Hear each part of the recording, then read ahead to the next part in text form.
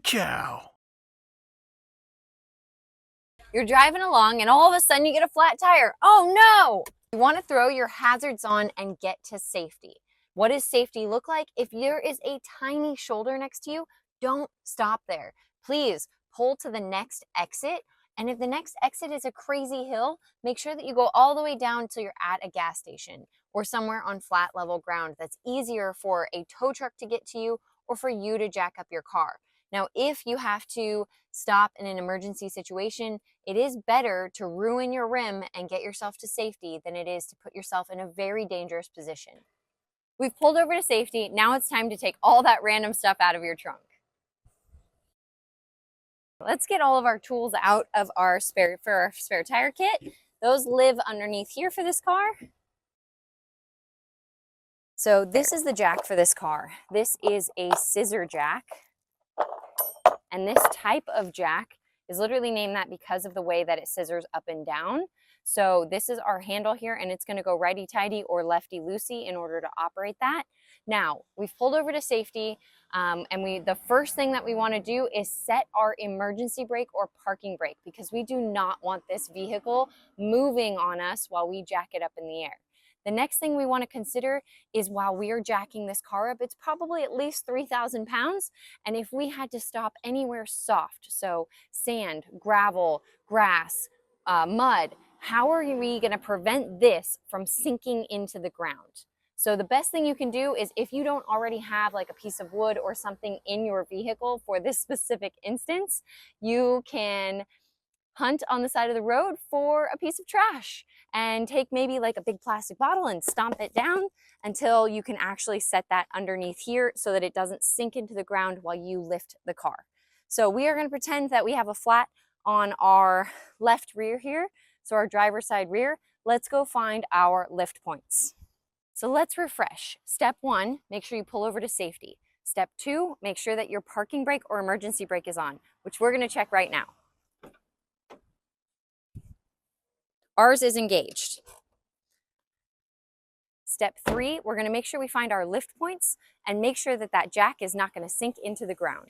Your vehicle is going to have a lift point for every single corner. So depending on which tire went flat, you are going to want to find the lift point for that corner.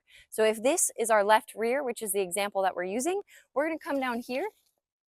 And this car actually has a tiny little arrow which is pointing to our lift point, and our lift point sort of has a minimum and maximum right there, and we want to put our jack literally in the middle. So this piece right here is going to go right there in the center.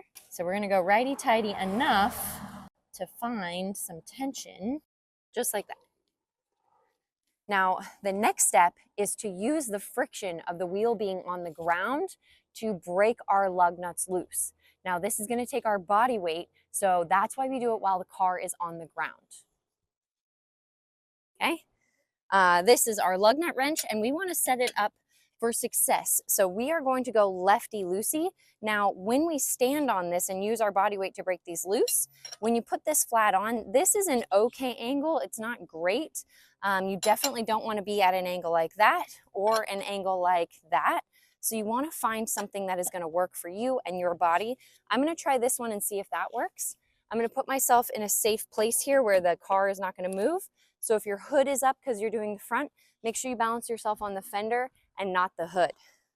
And we're just going to step on this, just like that. Okay, and then we're going to repeat the process. We're going to break all 5 of these lug nuts loose. And if it's hard, you need to go further towards the edge of this. That's where you're going to get the leverage. There we go. Now all 5 of those are broken loose. We're not going to take them off right now. Now that they're broken loose, our next step is to get the car in the air. Now, the next part is we want to hook up our handle to our jack. Now this handle is one piece. So you're going to stick the hook thing through the eye, and then what we're going to do is basically go righty-tighty. Now, the trick to this is that you want to keep your left hand as straight as possible. You want to keep this as an extension of this handle. So it doesn't really matter where you place your hand, but you want to really make sure that you don't whack your knuckles on the pavement. That would hurt really bad. Now, we have a couple different types of handles. you have the one-piece handle, you could also have a two-piece handle. So a two-piece handle, you're usually going to take one piece here and one piece here. And then same thing, you're going to keep your left hand as straight as possible, and you'll use your right hand to go righty-tighty. Now, a lot of times these handles actually use your lug nut wrench as the handle, so it will have a similar hole in it like that. And I like to face the handle out instead of in. Okay, let's get this thing off the ground. You really want to watch this jack, because if the jack starts tilting at all one way or the other, you just want to set it back down and start over. So we're watching the jack, we're watching the tire, we're getting a free workout. Now we want to go about an inch off the ground. That means the tire needs to be about an inch off the ground.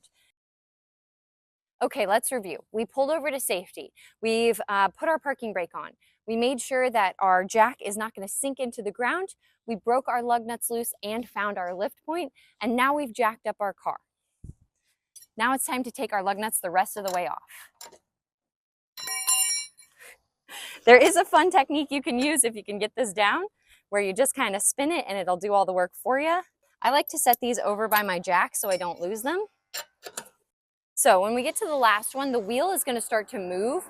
I like to put maybe like a foot or a hand here to help balance it. If I don't have that here, see how it does that? So I like to balance it. It makes it a little easier to take it off. Now, when we take our wheel off, the only thing holding this vehicle up is this tiny little piece of metal here. So in the wild, we want to take the wheel off, roll it over, and we are going to set this down on its back. We don't want to scratch its pretty face, and push it under the car. And that way, if the car falls, it falls on the wheel and not us. Time to put on the spare. Now, the trick to this is getting this wheel as close as you can to the hub. I do have a whole video called the two-toe method, which I'll put up in the top of the screen here for you. And that's how you want to put your wheels and tires back on so that you protect your back. Now, once you have this wheel on, we always put our lug nuts on in a very specific pattern, and that is always a cross, or in this case, because we have 5, a star pattern.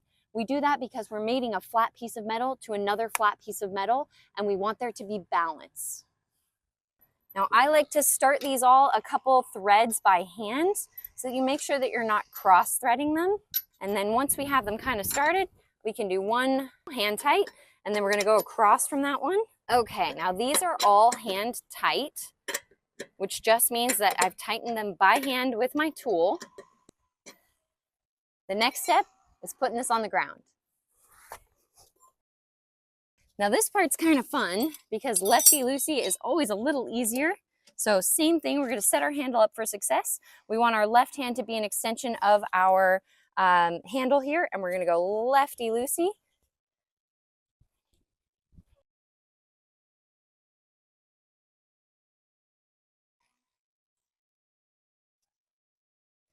Okay, so once the pressure comes off the jack, you can either continue to use the handle if you like that motion, or you can pull the whole thing out and you can put it down by hand.